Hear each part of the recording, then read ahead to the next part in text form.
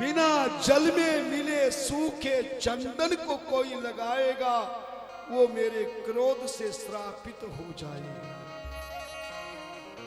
तभी ब्रह्मा विष्णु ने कहा, महाराज विष्णु के शरीर से जल को आपने शिवलिंग की पूजा में स्वीकार किया है, मुझ ब्रह्मा की लाल चंदन को जल के साथ आपने स्वीकार किया है, लेकिन हे सदाशिव आप भी तो कोई शक्ति प्रदान करो ताकि भक्त आपके द्वारा प्रकट की शक्ति से आपके शिवलिंग की पूजा कर आपको प्रसन्न कर सके। तभी सदाशिव ने कहा, मैंने इस दिगंबर रूप से तुम्हें क्रोध करके श्राप दिया है, इस मेरे शरीर से काल भैरव प्रकट हुआ है, इसलिए दिगंबर रूप से कोई वस्तु प्रकट करूंगा वो राक्षसों के काम आएगी, मेरे शिवलिंग की पूजा में नहीं आएगी। इसलिए हे ब्रह्मा विष्णु तुम दोनों आंखें बंद करो, हाथ जोड़ो, मैं तुम्हारे लिए दूसरा रूप धारण करता हूं। जैसे ब्रह्मा विष्णु ने आंखें बंद करी और आंख खोलकर देखा तो दिगंबर रूप गायब हो गया, नंगा धड़ंगा शरीर, बाल हट गए और ऐसा रूप सामने खड़ा था, पंचवक्र स्त्री नयनो भाल चंद्रो जटाधर गौर वर्णो विशालक्षो भस्मो धूलित विग्रह 10 बाहु नीलकर सर्वाभरण भूषित सर्वांग सुंदरो भस्म त्रिपुंडांकित मस्तक है। ब्रह्मा विष्णु ने क्या देखा? पंचवक्र भगवान शिव के 5 मुख है, याद रखा। विष्णु के 1 मुख, ब्रह्मा जी के 4 मुख और शिव जी के 5 मुख है। और इसीलिए शिव जी की आरती में गाते हुए एकानन चतुरानन पंचानन राज हंसासन गरुड़ासन ब्रखवाहन साज। बताऊंगा बहुत कुछ अभी है।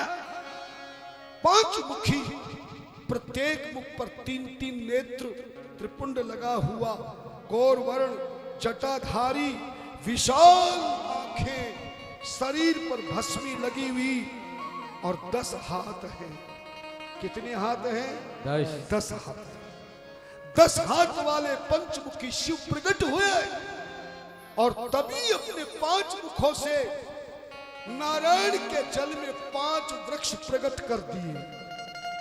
कितने पौधे प्रकट किए? 5। सदा शिव ने 5 वृक्षों का नाम लिखा, बताया पहला वृक्ष विजया के नाम से विख्यात होगा। शास्त्र भाषा में विजया भांग को कहते हैं। पहला वृक्ष भांग होगा, दूसरा धतूरा होगा, तीसरा आक होगा, चौथा समी होगा और 5वां दुर्वांकुर होगा। ये 5 वृक्ष भगवान सदाशिव ने अपने 5 मुखों की शक्ति से नारायण के जल में प्रकट कर दिया और प्रकट करते ही कहा, इस भांग के पत्ते केवल चढ़ाए जाएंगे। नोट कर लेना, भांग के क्या चढ़ते हैं? भांग के पत्ते केवल चढ़ेंगे, धतूरे का केवल फल चढ़ाया जाएगा, आक का केवल फूल चढ़ाया जाएगा, समी वृक्ष की पत्तों सहित टहनी चढ़ाई जाएगी और दूब घास का ऊपरी भाग दुर्वांकुर चढ़ाया जाएगा। ये 5 वस्तु किसने प्रकट की? जोर से बोलो। सदा शिव ने प्रकट की। अंतिम में भगवान ब्रह्मा विष्णु ने कहा, हे भोलेनाथ, हम तीनों देवताओं की अलग अलग शिवलिंग की पूजन सामग्री तो हो गई, विष्णु के द्वारा जल हो गया, ब्रह्मा के द्वारा चंदन हो गया, आपके द्वारा भांग धतूरा आक समी दुर्वा घास हो गया, लेकिन हमारी आखिरी इच्छा पूरी कर दीजिए। बोले क्या? बोले हम चाहते हैं हम तीनों देवताओं की 3 शक्तियां मिलकर एक जगह इकट्ठी हो जाए और तीनों देवताओं की एक शक्ति से ऐसी पूजा की वस्तु मिल जाए कि जल चढ़ाकर त्रिदेवों की शक्ति की वस्तु पूजा में चढ़ा दे और आप सारी दुनिया की सामग्री को स्वीकार कर प्रसन्न हो जाए। तभी सदाशिव ने कहा, ब्रह्मा विष्णु, मैं भी अपनी शक्ति को प्रकट करता हूं, तुम भी करो।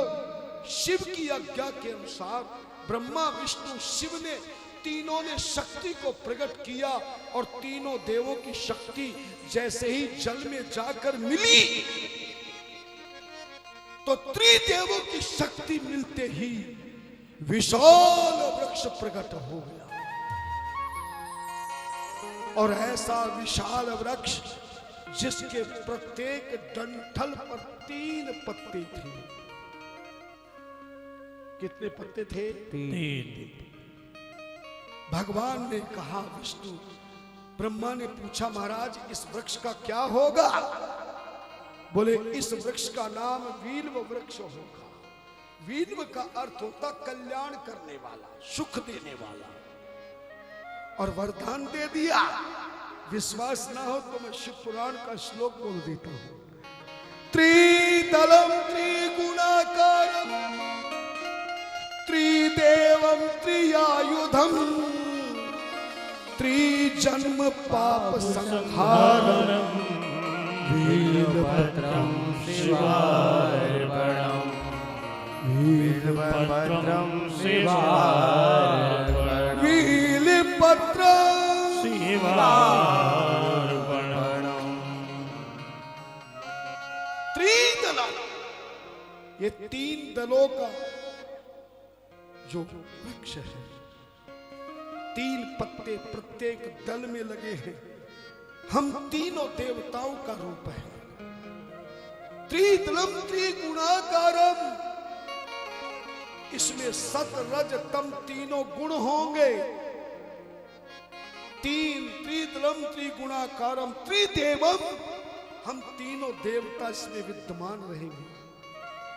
त्रियायुधम त्रिजन्म पाप संहारम वील पत्रम शिवार्पणम।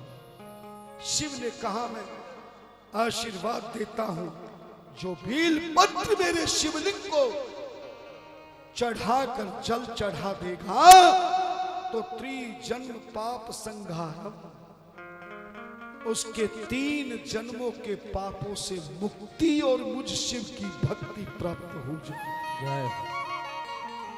और एक और वरदान लिया, जरा इसको सुन लो, फिर आरती कराता हूं। सीधे बैठो, कमर झुका के नहीं, अकड़ के बैठो। सदाशिव ने कहा, इस बेल पत्र को मैं और आशीर्वाद देता हूं। तीनों देवों की शक्ति है, नारायण के जल से प्रकट हुआ है। ऐ ब्रह्मा विष्णु, किसी भक्त को कलयुग में शिव के मंदिर में यदि बेल पत्र ना मिले,